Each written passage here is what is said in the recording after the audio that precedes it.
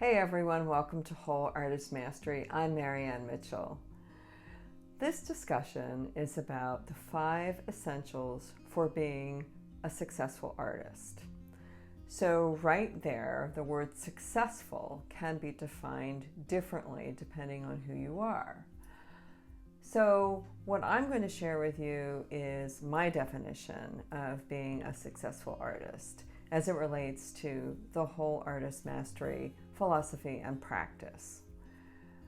And I've been a professional artist for almost 40 years and have had many successes, many downfalls, and having them together helps me offer you some, I believe, useful advice to help you on your artistic journey.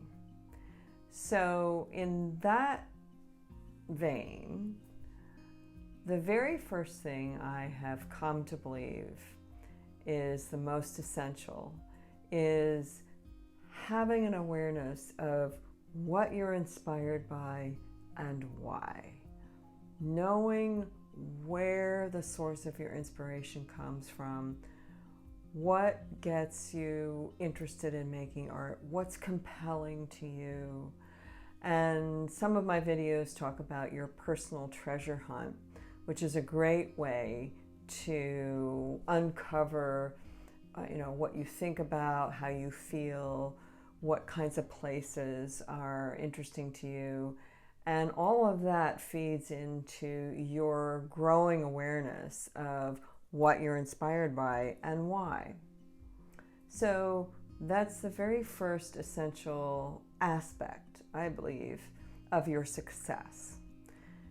The second most essential aspect of being a good artist, of being successful, is knowing your skills, having the knowledge, possessing the technical awareness of what medium speaks best to your voice, what tools work with that medium to convey what you really want to try to say, what kind of surfaces you're working on, thick or thin paint application, mixed media, do you want to do some drawing with charcoal? All of that has to do with what is it that you're trying to say, and then honing your skills and continuing to build your knowledge through practice and through instruction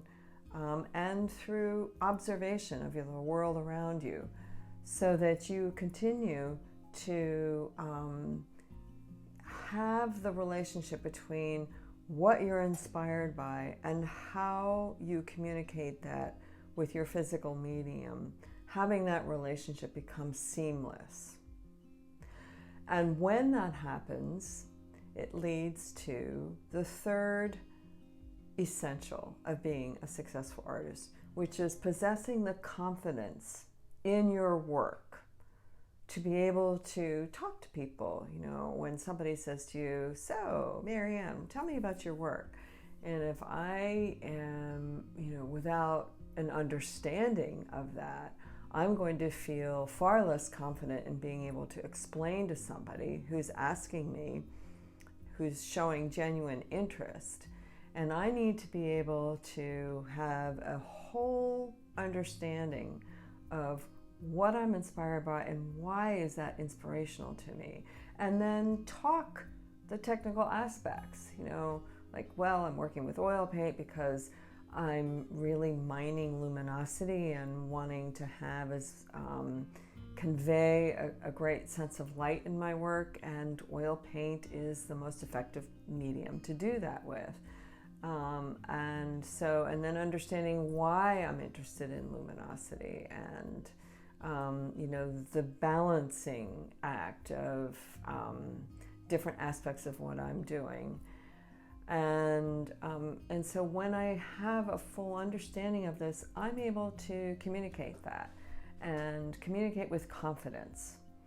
And that, I believe, it sets you up for having a strong marketing strategy for being able to connect with people about your work in a genuine, confident way. Which leads to the fourth aspect of being a successful artist, and that is having a strategy. So what does that mean? It means that you, based on the work that you're making and where you live and what you're inspired by, and not as much about where you live, because obviously these days the world is global, so you can be showing anywhere. But knowing what your work is about and who you are as a person helps to determine what your market is. So for instance, if you just love talking to people and you have this magnetic way of engaging people, talking about your work, and you love to be outside, then maybe art fairs would be the perfect match for you. If you're somebody who's more of an introvert and makes very quiet work and really kind of cowers when a whole crowd of people are around you, then art fairs would be the wrong venue for you. So that's one aspect. Another aspect is to do research in what galleries in various different cities that you think would be receptive to your work. What galleries in those cities would have an affinity for what you're trying to do. That means that you go on their websites, you look at the roster of artists that are represented there, you see what kind of space they have.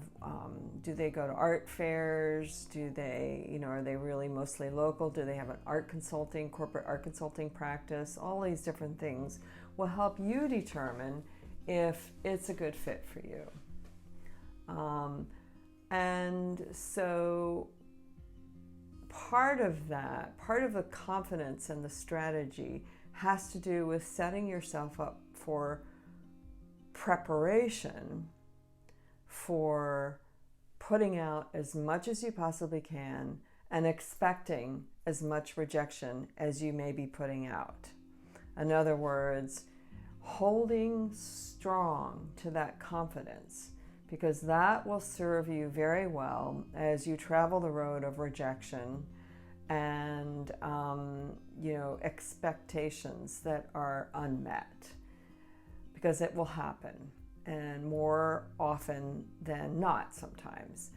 And it's a tremendously wonderful surprise when you get an acceptance, either to get a grant acceptance, or an award, or get into a residency, or have the gallery of your dreams say, we want to show you.